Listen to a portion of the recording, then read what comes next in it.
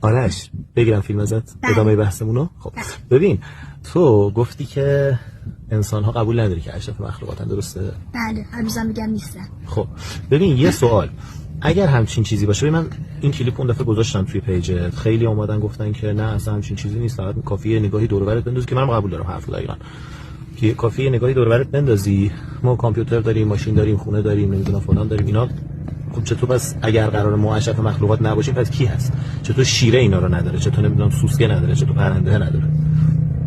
خیلی ممنونم. الان چه حرکتی بود؟ کلا خب تو کلا اشتباه متوجه شدی. یعنی چی؟ ببین هر موجودی خب یه توانایی خاصی داره. درست. مثلا ما عقلمونه، شیر خیلی دندون چیزی داره، پرنده ها میتونن پرواز کنن، سوسک خیلی مقاومه، درست.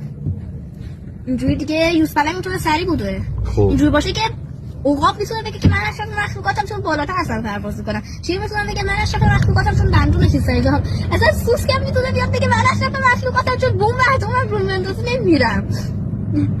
از این زاویه بهش نگاه نکرده بودم. خب ببین نمیدونم چی بگم، حرفت منطقیه.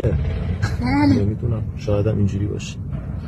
ولی یه چیز دیگه اینکه فرض کن انسانا همین فردا منقرض بشن، به نظر 10 سال دیگه چه اتفاقی بیفته؟ دیگه انسان نداریم، نمیدونم.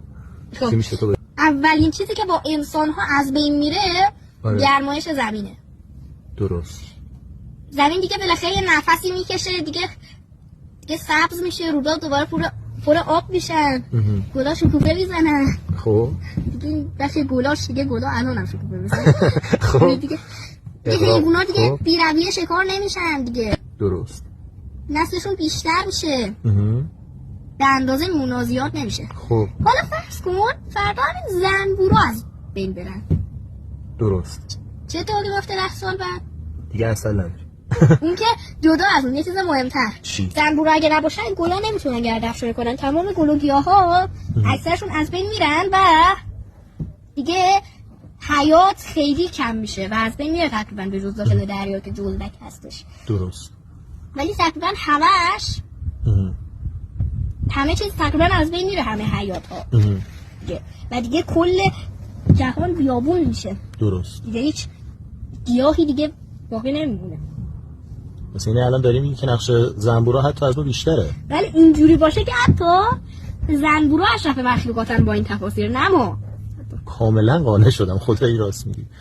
مرسی پسر. نه درسته، منطقیه. باشه یه بارا پایین ببینم بچه پر رو.